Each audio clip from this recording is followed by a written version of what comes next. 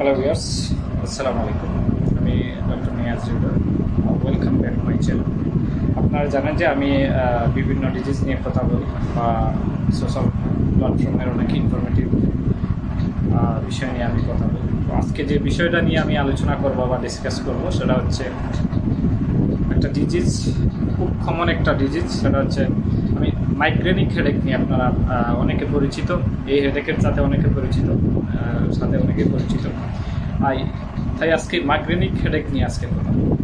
আমরা অনেকে আছি যে আসলে মাইগ্রেনিক হেডেক নিয়ে আগে দিনের পর দিন ভুগি।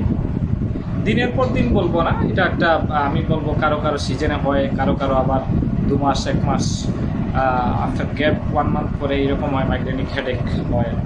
আমরা অনেকে আবার ডায়াগনোসিস করতে গেলে একটু হিমশিম খাই যে আসলে মাইগ্রেনিক হেডেক কী, মাথা ব্যথা অনেক টাইপের আছে। আমি আগে এটা ভিডিওতে আলোচনা করেছিলাম। তো আজকে স্পেসিফিক যেহেতু মাইগ্রেনিক হেডেক নিয়ে আমি কথা বলছি, তাহলে আজ আসলে মাইগ্রেনিক বিষয়টা নিয়ে আলোচনা করাবো।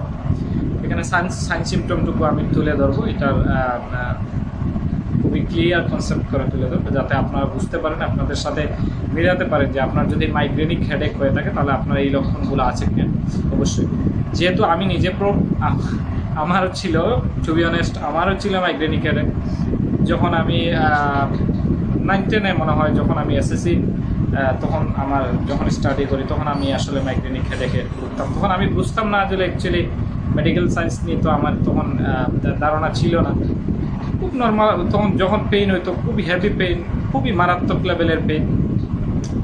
আমার পেইন সাথে সাথে যখনই পেইন হইতো সাথে সাথে আমার বমি শুরু হয়ে যেত। আমি আমার বিষয়ে আমি বললাম যে আমার মাইগ্রেনিক পেইন হয়েছে। তো এখন আমি বুঝতে পারছি আসলে মাইগ্রেনিক পেইনের কি একটা হেভি পেইন।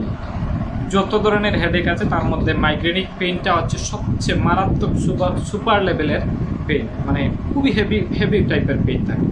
তো মাইগ্রেনিক পেইন যাদের হয় খুব একটা, তারা আসলে বুঝতে পারবেন যে হয় আপনার মাথার হয়তো ফ্রন্টাল রিজনের হয়তো রাইট সাইডে হবে, এই দিক থেকে ডান দিক থেকে হইতে পারে, আবার বাম দিক থেকে হইতে পারে।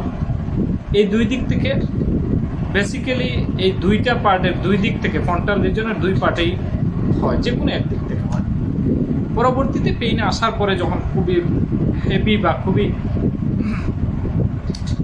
শক্তভাবে যখন আপনাকে পেইনটা ধরবে তখন হইতে পারে আপনার ব্রেইনের চতুর্দিকে তখন মুভ করতে পারে, স্প্রেড করতে পারে পেইনের। কিন্তু বেসিক্যালি মাইগ্রেনিক পেইন একদিক থেকে হয়, একদিক থেকে ধরে ফ্রন্টাল রিজন।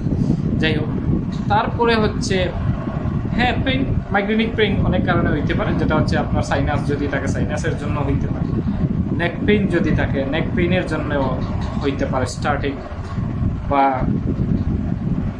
এটা খুবই খুবই কমন একটা পেইন।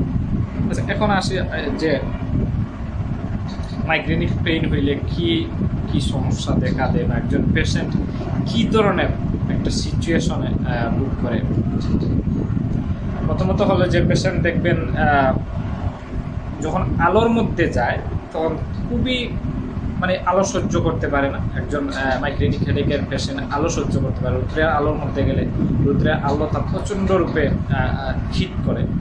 তারপরে হচ্ছে ধরেন কোনো সাউন্ড, গাড়ির হর্ন, টিভির শব্দ, কোনো ভেহিকলের সাউন্ড যদি তার কানের মধ্যে আসলে এটা সে টলারেট করতে পারে না, সহ্য করতে পারে না, যেটা তখন একটা পেশেন্টের খুবই বিরক্তিকর বা ইরিটেট মনে হয়।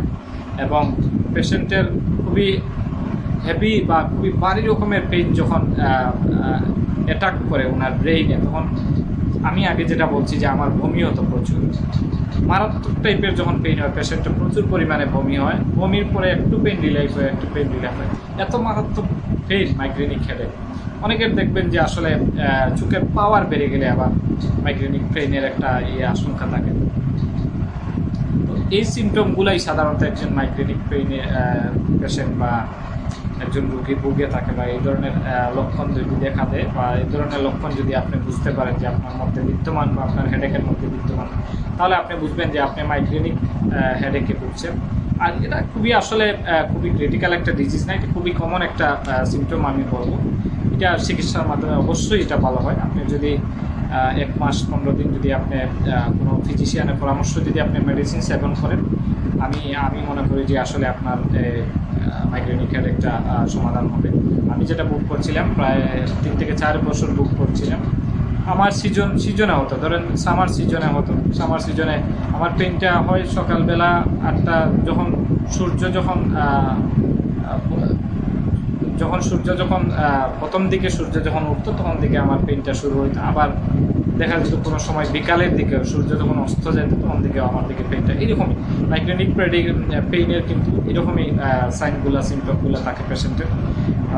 এই বিষয়গুলো যাদের মধ্যে বা লক্ষণগুলো যাদের মধ্যে দেখা দিয়েছে তারা আসলে চিন্তা না করে আপনারা নিজে থেকে চিকিৎসা না নিয়ে, ফার্মেসি থেকে নিজে থেকে ওষুধ না কিনে আপনারা অতিরিক্ত টাইপের পেন কিলার না খেয়ে আপনারা দেখবেন কোনো ভালো একজন ফিজিশিয়ানের পরামর্শ নেবেন। আশা করি আসলে মাইগ্রেনিক পেন থেকে আপনার সুস্থতা করবেন। তো এই ছিল আজকের খুবই কমন একটা ডিজিজ নিয়ে আলোচনা করলাম, ডক্টর নিয়াজ হৃদয়। এবং আমার ইউটিউব প্ল্যাটফর্মে, ফেসবুক পেজে যারা নতুন, আমি রিকোয়েস্ট করবো, I would like to request সবাইকে যে আসলে আমার এই ছোট্ট প্ল্যাটফর্মে আপনাকে স্বাগত, এবং চেষ্টা করবেন যে আমার ইউটিউব চ্যানেলটাতে একটা সাবস্ক্রাইব করার, এবং পাশাপাশি বেল আইকনটি অন করে দিবেন। লাইক কমেন্ট করতে ভুলবেন না, এবং আপনাদের জন্য কোনো ভালো একটা হেলথ টিপ নিয়ে পরবর্তীতে আসার অবশ্যই আমি আসবো। এবং কমেন্টে যদি কোনো বিষয় নিয়ে আপনাদের কমপ্লেইন থাকে, কোনো কিছু নিয়ে যদি আপনার ফিজিক্যালি কোনো কিছু নিয়ে যদি আপনাদের সাপোর্ট লাগে, আপনারা কমেন্ট করে জানিয়ে দেবেন। ইনশাআল্লাহ আমি এই বিষয়ে ব্যক্তিগতভাবে আলোচনা করবো। ডেসক্রিপশন বক্সে আমার নাম্বার দেওয়া থাকে, এখান থেকেও যোগাযোগ করতে পারবেন। আদারওয়াইজ আমরা আদার হ্যান্ড আপনার ফেসবুক পেজ থেকে, ফেসবুক মেসেঞ্জারে আপনাকে বেসিক্যালি পার্সোনালি আপনাকে নক করতে পারি। ইনশাআল্লাহ আই ট্রাই মাই বেস্ট। তো আপনাদের সেবা দেওয়ার জন্যই আমরা আছি। ভালো থাকবেন, সুস্থ থাকবেন। এর পর্যায়ে বিদায় নিচ্ছি। আসসালামু আলাইকুম।